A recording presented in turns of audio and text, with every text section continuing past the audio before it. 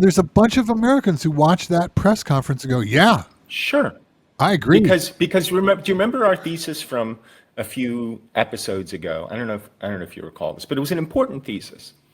And I don't know. I forgot these things. It was the following: we live in a nation of fucking idiots, and that was the thesis. And this is more supporting evidence of that. And I'm not excluding myself from their company, by the way. I also am an idiot, just not necessarily about this. My only reference to DC, besides the visits that I've had via a Segway tour, which was quite lovely, and I highly recommend You did a Segway tour of Washington, D.C.? I did. You mean on a Segway? Yeah. And you can be like, there's the monument. How long was the tour, and how many times did you get mugged?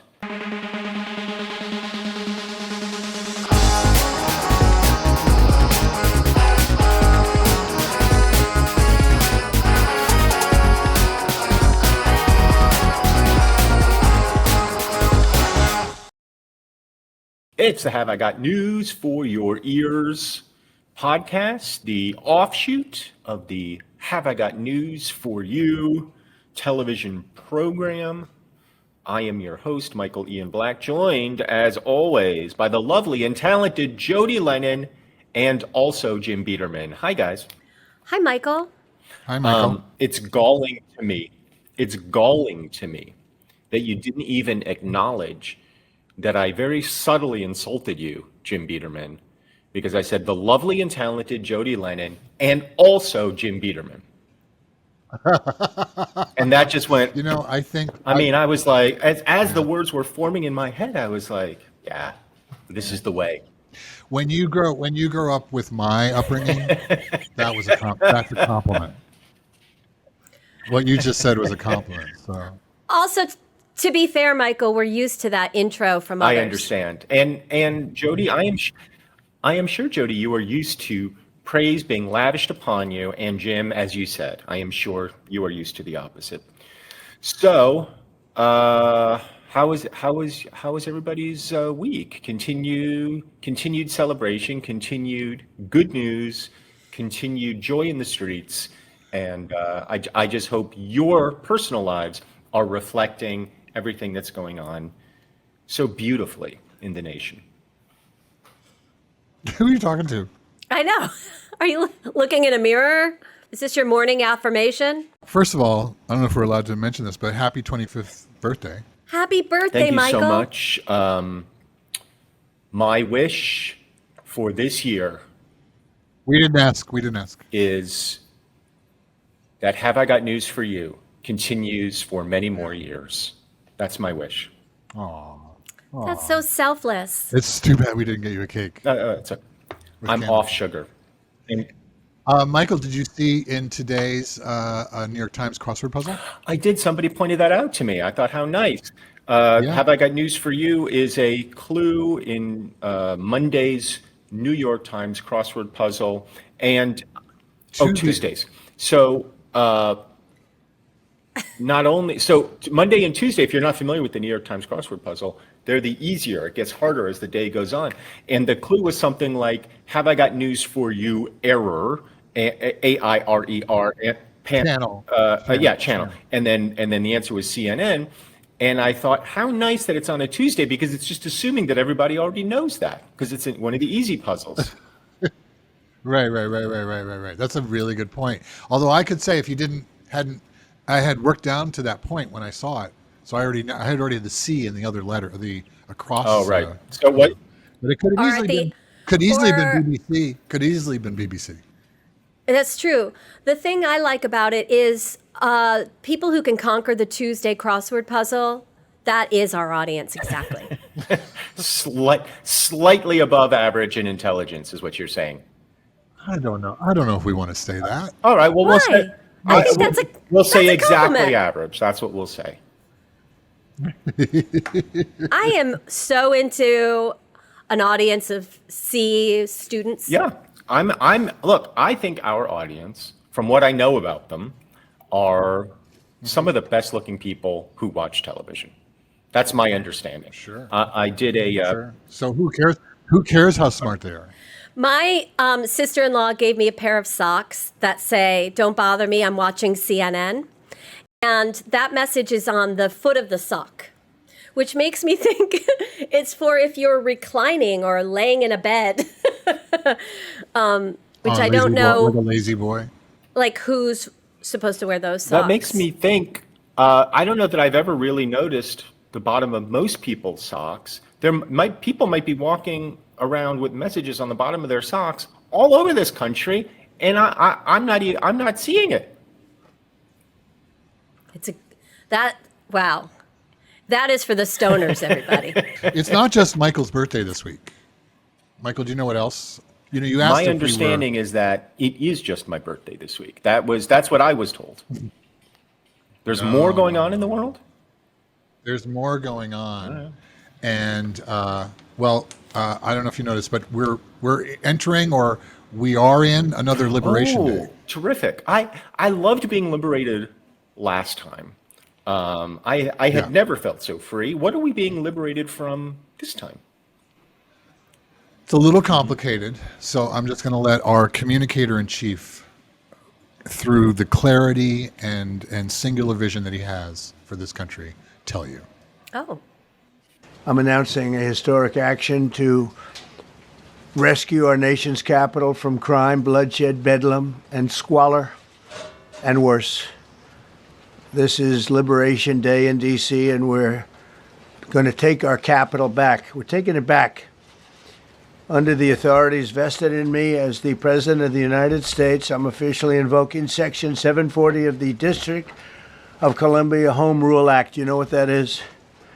And placing the D.C. Metropolitan Police Department under direct federal control. In addition, I'm deploying the National Guard to help reestablish law, order, and public safety in Washington, D.C. I can't tell you the number of times I've gone to D.C. and been like, the bedlam. So much bedlam. Also, that tableau does not evoke liberation. It looks like a hostage situation. Kash Patel always looks like he's a hostage. Like there's something wrong with his eyes. His eyes are in a permanent state of bug out.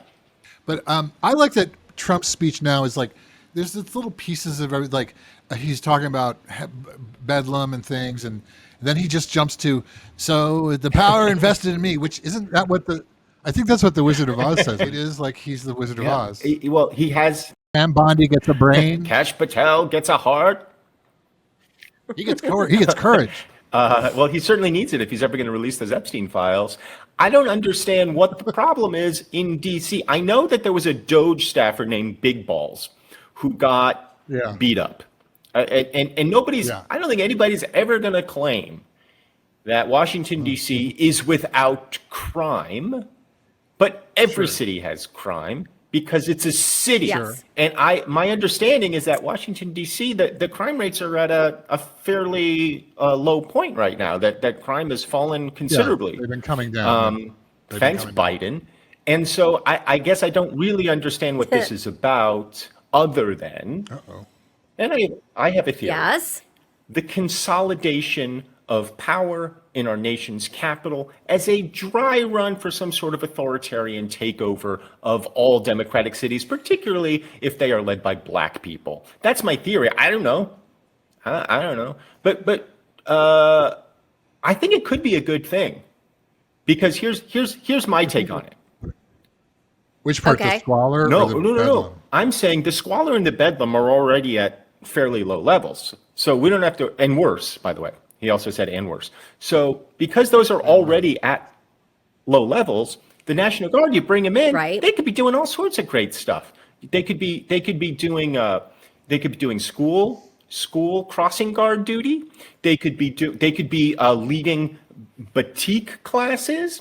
They could be reenacting their soldiers, the shirtless volleyball scene from Top Gun over there in Black Lives Matter Plaza. Oh. Like this could be a boon for the city. I think you get a bunch of hot young National Guardsmen strutting around DC, spreading good cheer, goodwill, helping out the old people, sweeping up the streets, making sure there's no litter. I think it's going to be great. I want these kind of people in every city doing all the good work that that unfortunately the Trump administration has cut funding from, so we can have the National Guardsmen do it. I love it. I love your cheery portrait of that. Like, won't that be so good for DC morale to Yeah. see these, these young corn-fed National Guardsmen out there glistening in the sun? You know what I mean? Six Oh, packs, everywhere. a bunch of six packs. You can't. And the Black Lives Matter pauses. I know they painted it now. over, but this is a perfect opportunity for the National Guardsmen. They can come in and repaint it. Get it sparkly new. Black Lives Matter right there in DC. I think it's going to be great. That sounds like the best Coors ad I've ever heard of. It's so stupid that he's doing this. I mean, it's not stupid. I mean, it's from the fascist playbook, and and I'm not saying he's right because he doesn't read, but other people are telling him. And it's going to be like what there was in LA. It's going to be a bunch of dopey kids standing around outside a federal building, bored out of their minds. The thing I really appreciate and the coverage of this whole takeover of cleaning up Washington, D.C. is we've heard everyone's origin story of what it was like to get their first apartment. They're like, in 1962, I moved to Brooklyn. And, and we hear about there were gunshots, there were rats, or there were cockroaches the size of rats. And I had to walk up 5 flights of stairs. And everybody's talking about their very first apartment, how they lived in the worst part of town. Well, I'll throw my 2 cents into that. My wife, who you've met, is a willowy figure. She attended American University in Washington, D.C. in the 90s. When what's his face, Marion Barry was mayor, selling crack out of his hotel room. She lived on Capitol Hill. People were getting murdered. It would have actually been appropriate for the National Guard to maybe help out then, but now, I don't know. And by the way, she survived. She's fine. Exactly. Any predictions for how this is going to go? Because here's my prediction. Nothing's going to happen. Yeah.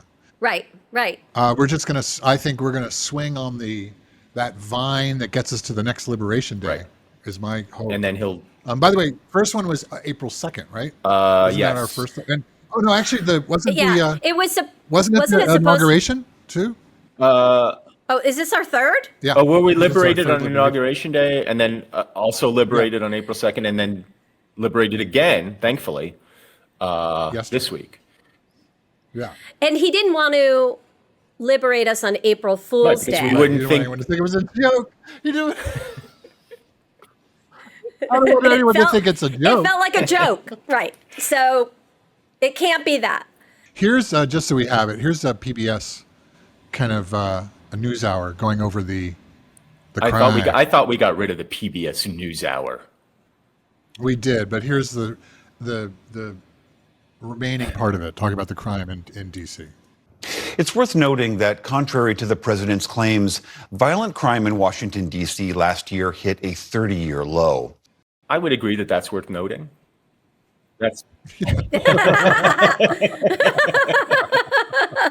There was such a pregnant pause, and I was like, "What profound Extremely droplets thoughtful. are going to come out of Michael's mouth?" Extremely thoughtful editorializing. it just seems like maybe that's the lead of the story. That's not a by the way moment. It seems like the story begins as violent crime in D.C. Approaches a 30-year low. The president has sent National Guard troops onto the streets for some inexplicable reason. It seems to me that you don't bury the lead there, because that feels pretty relevant to the content of the story as a whole. Well, to that answer, Trump does in fact have kind of a different way of viewing it, contrary to you, Michael, and contrary to whoever that guy is. That guy has a name, and it's Jodi Lennon. They love to spit in the face of the police as the police are standing up there in uniform. They're standing and they're screaming at them an inch away from their face. And then they start spitting in their face. And I said, you tell them, you spit and we hit. And they can hit real hard.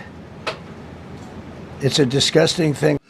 Oh, how did we fucking get here? I know. We're laughing because the alternative is like crawling and crying. And, there's a bunch of Americans who watch that press conference and go, yeah, Sure.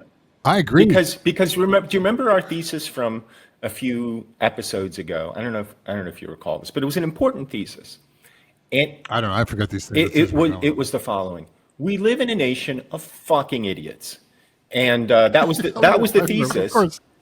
And this is more supporting evidence of that. And I'm not excluding myself from their company, by the way. I also am an idiot, just not necessarily about this.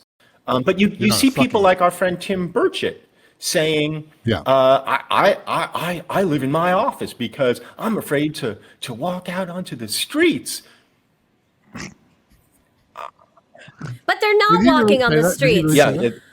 Aren't they just going from like a car to a building? There's a monorail car? system. There's a little subway system. They're taking a secret train. Have you ever seen the secret train? They're taking the James Bond underground. It's the best. So they're not really mixing with the community. Well, when they go to the Capitol Grill at night for their $35 martinis. 3 blocks from the house, My only reference to DC, besides the visits that I've had via a Segway tour, which was quite lovely and I highly recommend You did it. a Segway tour of Washington, D.C.? I did. You mean on a Segway? Yeah. And you can be like, there's the monument. How long was the tour and how many times did you get mugged? I'm surprised you survived that. I want to add to this. So Trump was not the only person at that press conference. Obviously, see a bunch of the goons. But here's Pam Bondi kind of weighing in her take, because she's a former prosecutor.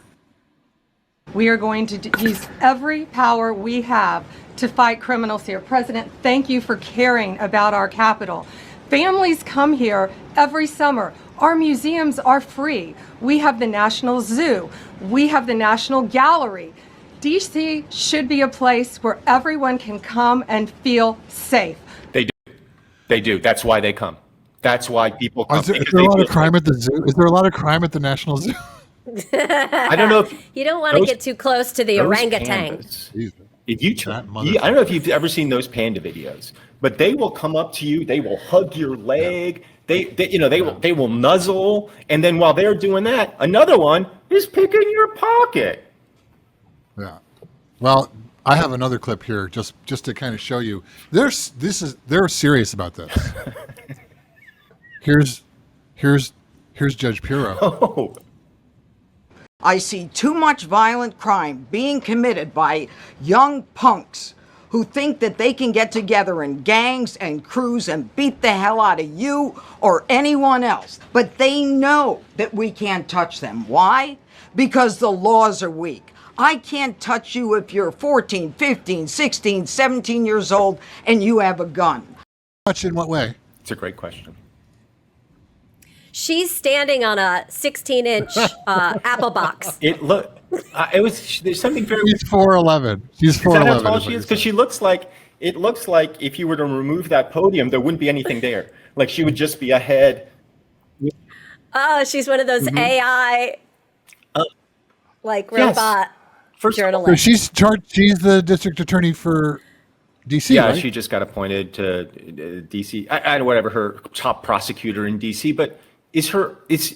What she's saying is she wants to be able to charge 14 and 15-year-olds as adults? Is that what she's saying? As adults. Yeah. I mean, she can't, but she wants to. She wants to touch them. Very nearby, there's a bar with a glass of wine with a napkin on it. On the top of it. Yeah. I'll be right back. I mean, I don't know what we're doing. I don't know what we're doing. Because it's clear what she's saying.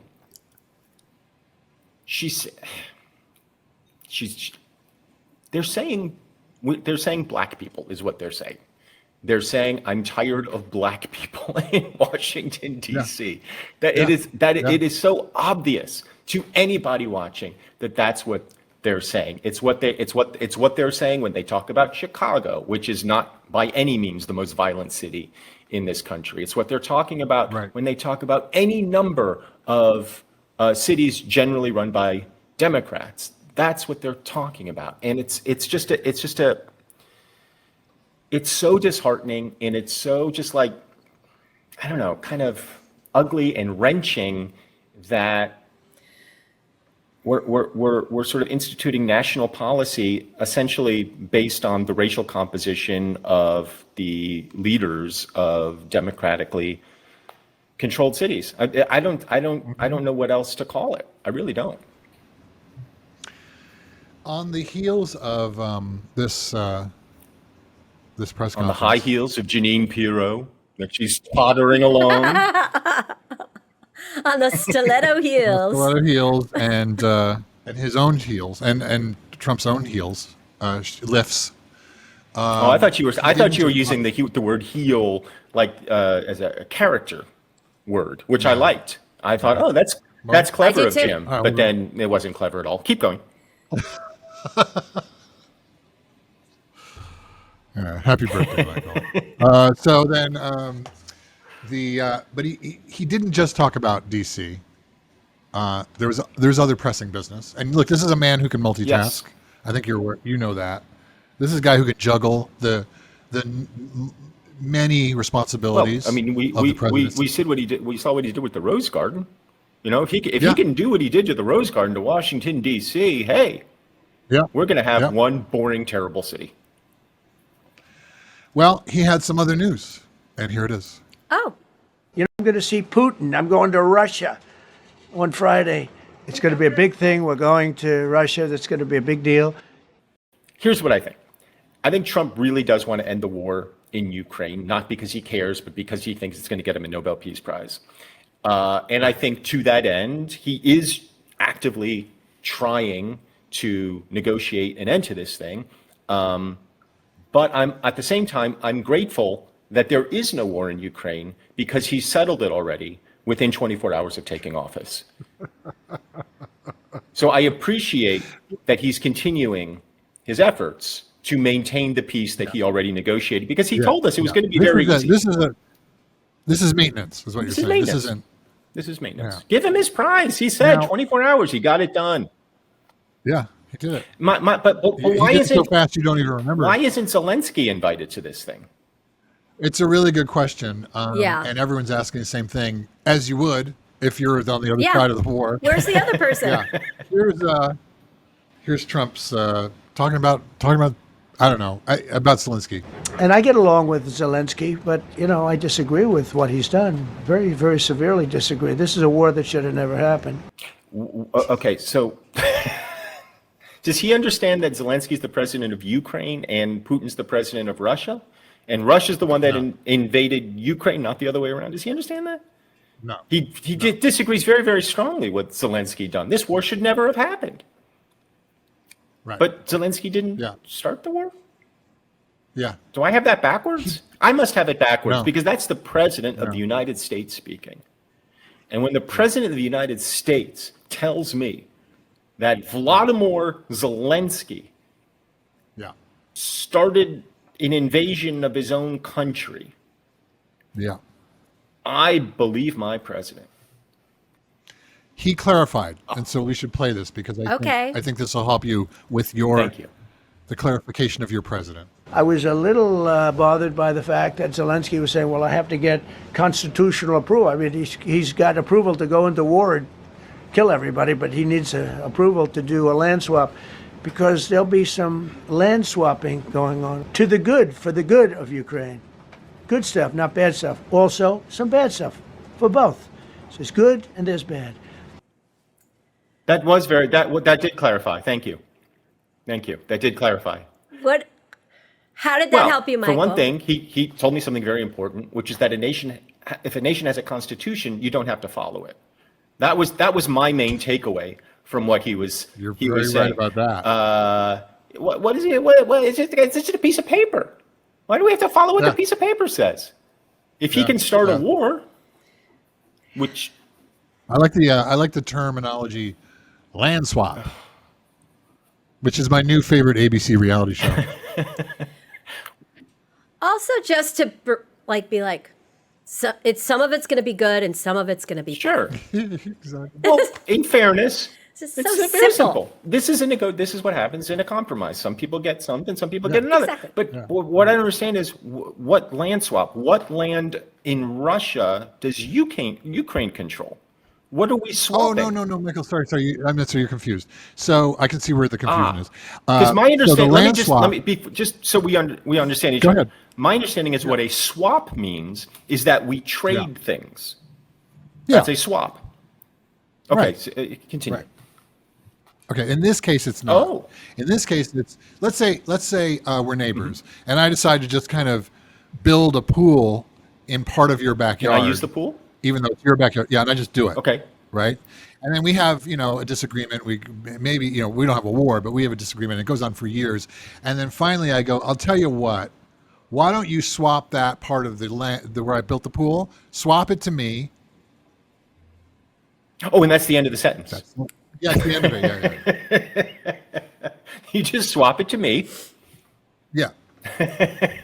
So basically what Trump is saying is, no, you don't understand. All Ukraine has to do is surrender. Right. War's over. Exactly. Right.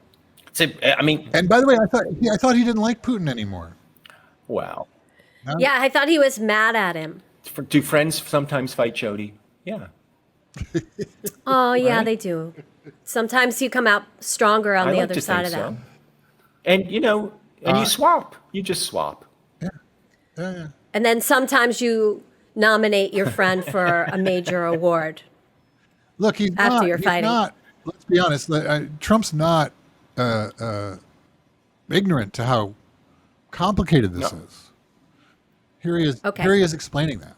But it's very complex because you have lines that are very uneven, and there'll be some swapping, there'll be some changes in land, and the word that they will use is, they make changes. We're going to change the lines, the battle lines. Russia's occupied a big portion of Ukraine. They've occupied some very prime territory. We're going to try and get some of that territory back for Ukraine. But they've taken some very prime territory. They've taken largely ocean, in real estate we call it oceanfront property. That's always the most valuable property. If you're in a lake, a river, or an ocean, it's always the best property. Well, Unless there's flooding. I don't know what he's saying. I'm not sure that he knows what he's saying, because what I understood him to say is there are battle lines which are very uneven, and we're going to be changing those. Yeah, battle lines always change. Does he mean that territorial lines will Yeah, change? must be. If so, Must be. all he's saying is, his plan is as simple as Russia invaded Ukraine. They took a whole bunch of land, and to end the war, Ukraine just has to agree to give them that land. Like, that's his entire strategy. I feel like even I have a better sort of instinctive understanding of how you craft a military settlement. You Right. both sides have to agree to certain concessions. And Trump's plan is Ukraine is the only side that has concessions. And I think the logic is Trump is thinking, but Russia lost a whole bunch of people. Like hundreds of thousands of Russians have been killed. You got to give him something for that. Correct. I think Yeah, that's what he's thinking. Hell on earth, is very valuable property. Very valuable property. It's right near the lava flow. Anytime you're near lava. You can hear this. You can hear the But, cries of the tortured from the 23rd floor. It's wonderful. I like to Oh wake my up at God. 3. I like to wake up at 3 in the morning to the rattling of the chains. Well, I do hope this works. I mean, I know we're at the beginning phases of things, but Wait, which part? Do you hope that the war You're ends? talking about Liberation Day, or you're talking about? Hell on earth is yeah, formed. I hope a war ends. Prime real estate in Mordor. Call me crazy. Frodo's going to come. He's going to throw the ring. We got a suite. You can watch from the suite.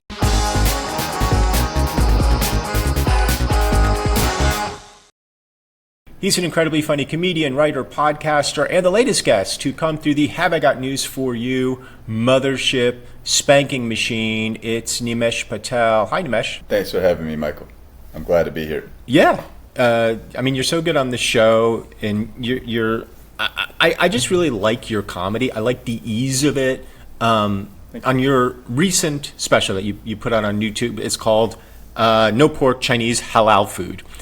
You open with a section about being Indian and the Indian community, and you say that the reason you do it is because the Indian people who come to see your show expect to see the Indian shit up front. So I thought we could start with some of the Indian shit. How is it that your parents ended up in New Jersey in the 70s? How did they come here? Why did they come here? My dad landed in 79 and my mom landed in 81. They were the last of their siblings, I believe, to show up here. And, they came like everybody else for seeking better opportunity and to take over America one stand-up comedian at a time. That's why every Indian is in America. And that's the long con. The long con is taking over stand-up. Yep. It was a misdirect because your parents owned a liquor store, but in their minds are like, our child, one day. Yeah. First you win the livers, then you win the hearts. So obviously the immigration story is prominent in your life, and I wonder how you look at American emigration and immigration in the context of today's political climate. And I guess I'm just wondering how you look at immigration policy. Well, I've kind of a lot of thoughts on immigration as a whole, Indian Americans' views on immigration. Most Indian Americans landed here in the 60s and 70s, at least the first wave. And that was when the Asian American Exclusion Act was lifted. And, because there was a dearth of highly skilled people in America for jobs like becoming doctors or physicians or PhDs and whatever. And at the same time, after World War II, post-independence in India, the Indian government had invested a ton of money in training people to get like STEM educations, but they did not create the jobs for those people. So there was like hyper-educated people in India looking for stuff to do. America had this shortage of them.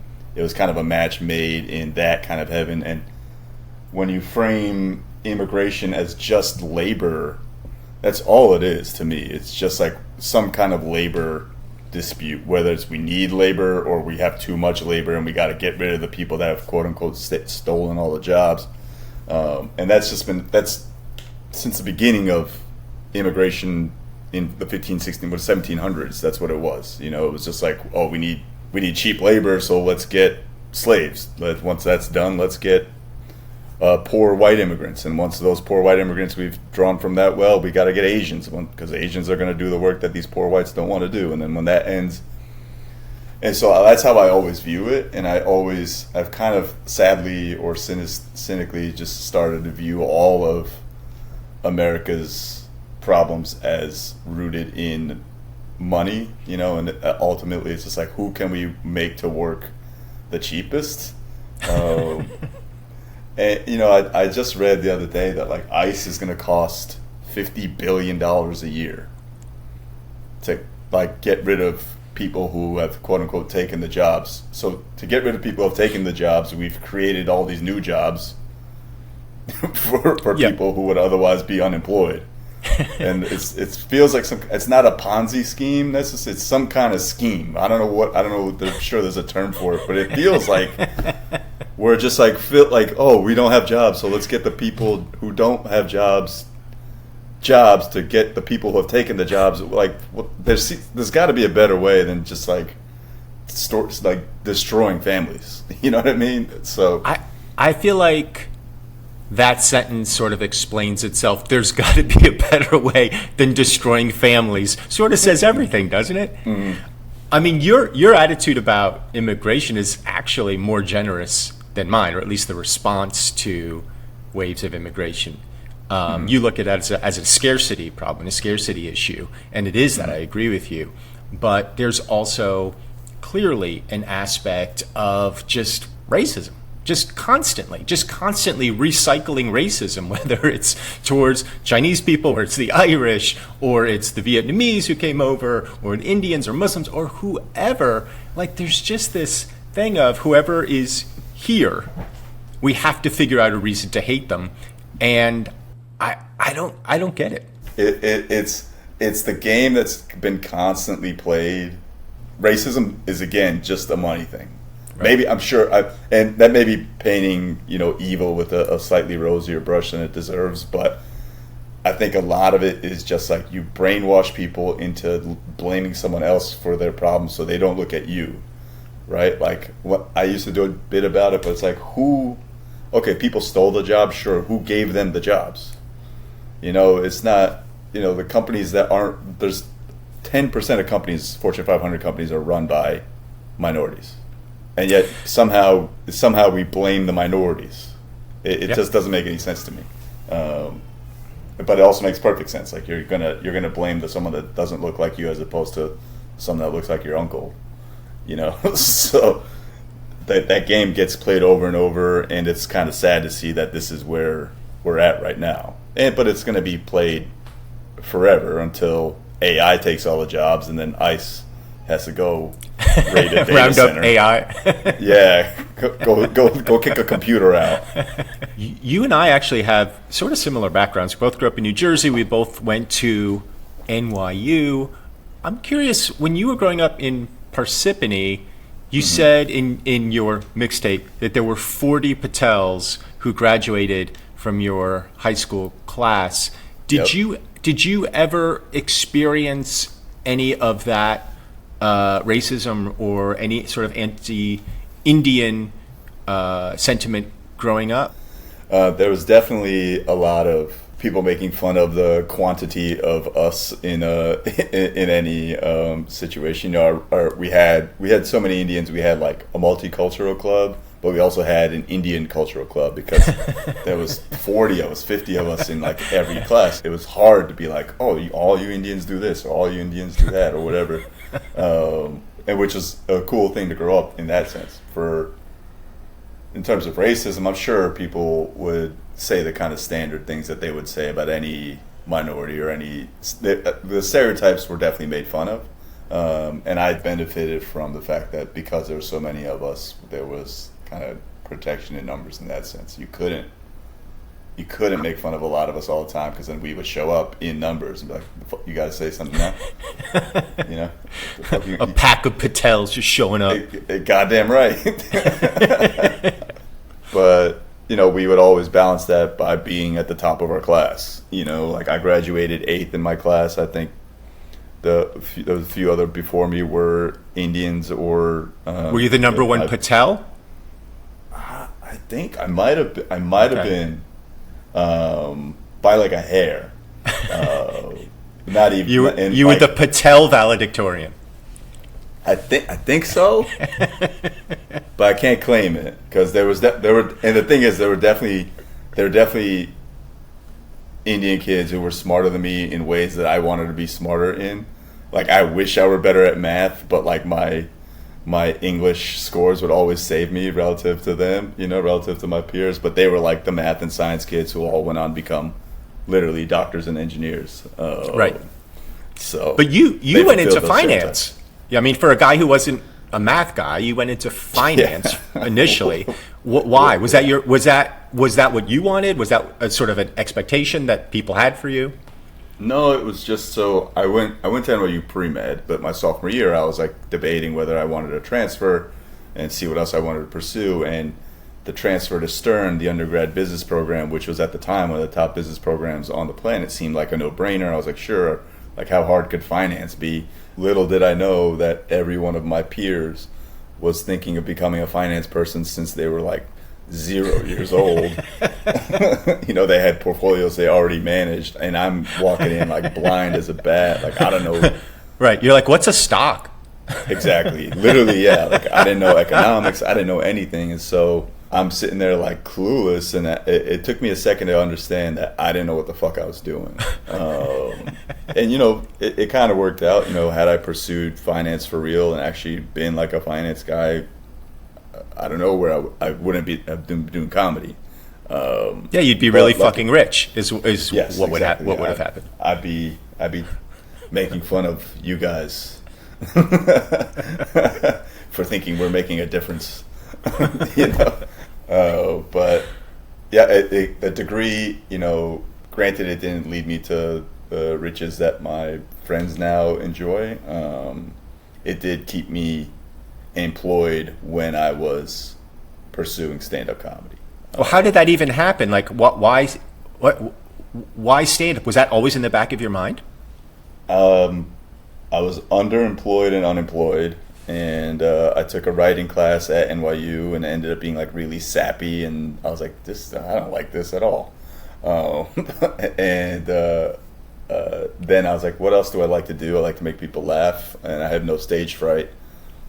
Maybe stand-up is something I could try, and I gave it a shot and caught the bug, and that was really it. Like, I was like, and again, like I've said this before, but I had the arrogance of ignorance, I thought I was a smart kid. I thought I could figure things out, and I really had no idea how hard comedy would be, because it just seemed so easy to just be funny. And it ended up being the hardest thing there is. It's really hard to be very good.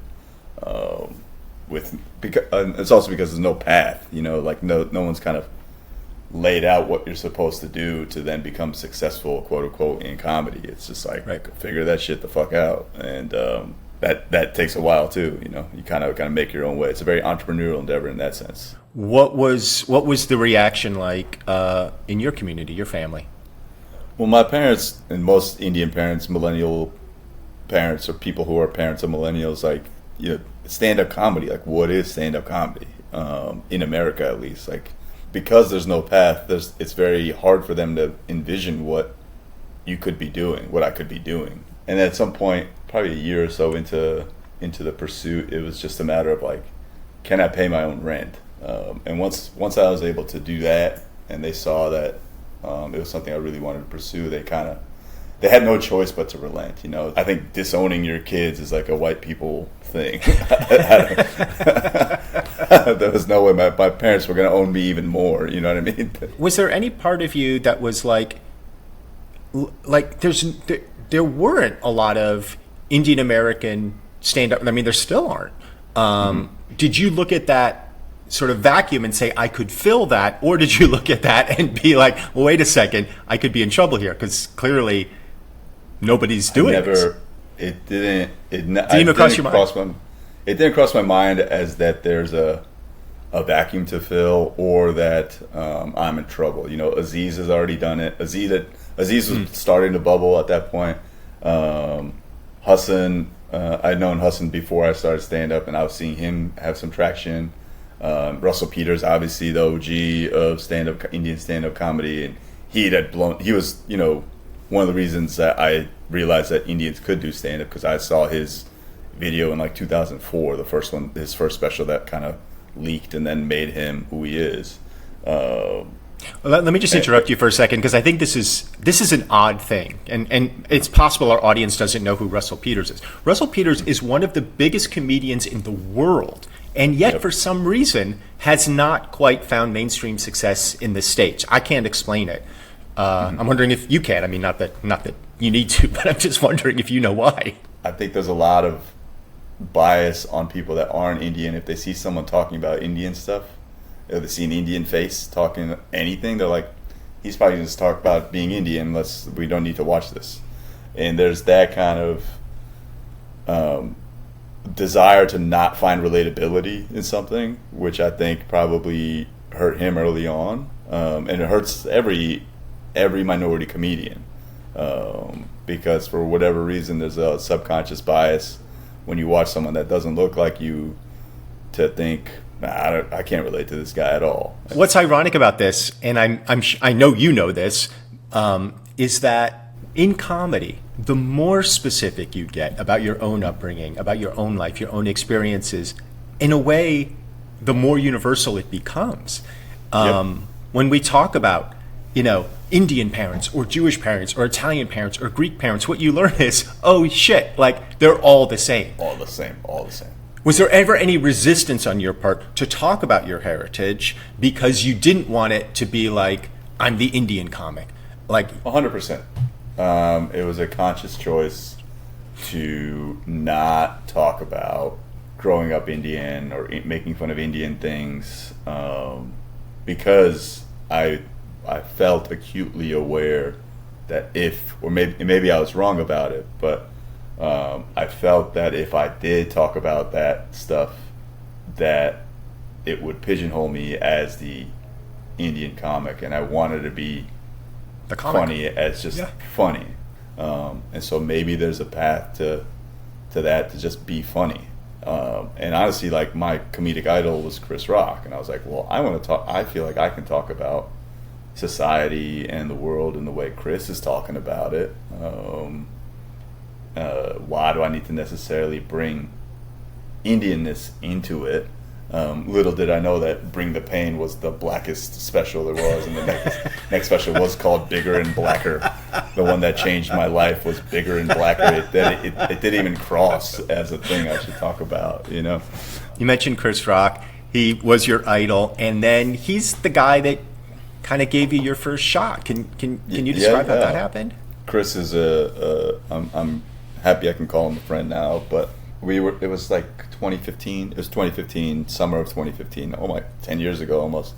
That myself, this guy Mike Denny, and this guy Michael Che. You might have heard of him. We used to run this show in Brooklyn called Broken Comedy at Bar Matchless, and I got wind that Chris was coming to watch Langston Kerman, and I was like, well, I got to go up if Chris is coming. It's my show. I'm going to perform in front of my idol, and I did great, and he found me funny enough to say I was funny, which is crazy. And then a few months later, I got a writing job for the Oscars because he was hosting the Oscars that year, and it kind of all serendipitously lined up that I was able to stay in his mind, and that he thought of me, and that I was very glad to be given that first writing job. I still have the email right up there on my wall that I got saying I was writing for the Oscars. What was that experience like for you? Your first writer's room, and it's for the Oscars, hosted by Chris Rock. I mean, that's just that's crazy.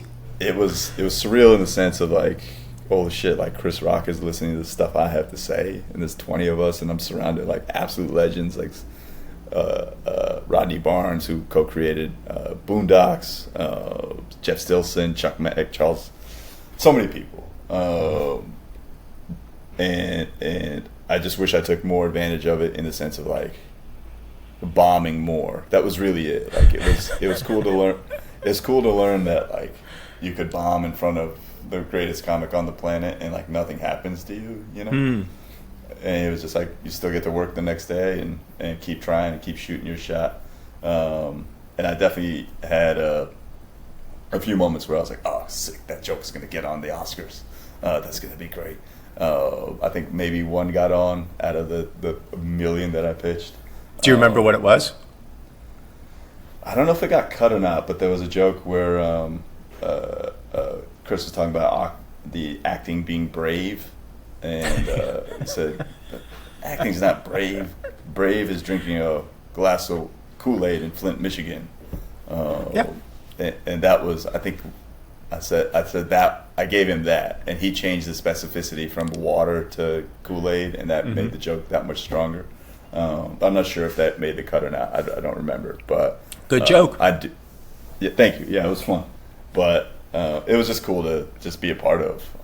And I know I didn't blow my shot at working with Chris because he hired me subsequently on a bunch of other stuff. So we went on the road together. It was cool. So shout out to Chris for giving me faith when I needed it. Before I let you go, I guess just one last question. Did you have to find your voice as a stand-up, or did you feel like you were able to bring sort of your regular self to the stage? Because that's a hard transition for people.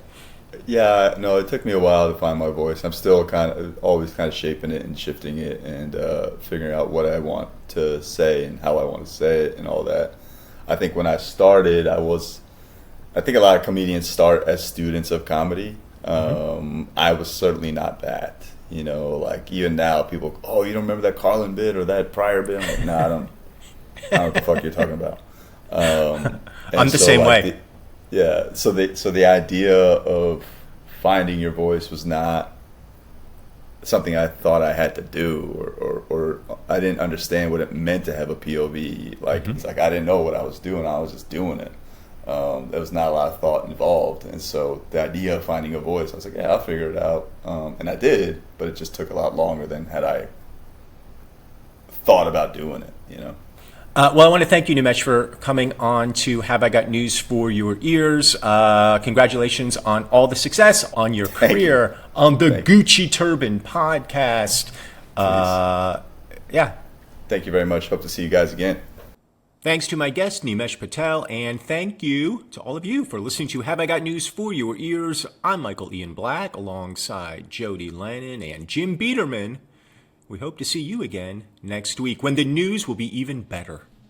Have I Got News for Your Ears releases new episodes every Wednesday. Don't miss an episode. Follow us on Apple, Amazon Music, or wherever you get your podcasts. Even better, watch the Vodcast on Spotify or on the Have I Got News for You YouTube channel. Keep an ear open. Very soon we have something fun planned to include you, our Hignify fans, so please follow us and subscribe to our YouTube channel to find out more.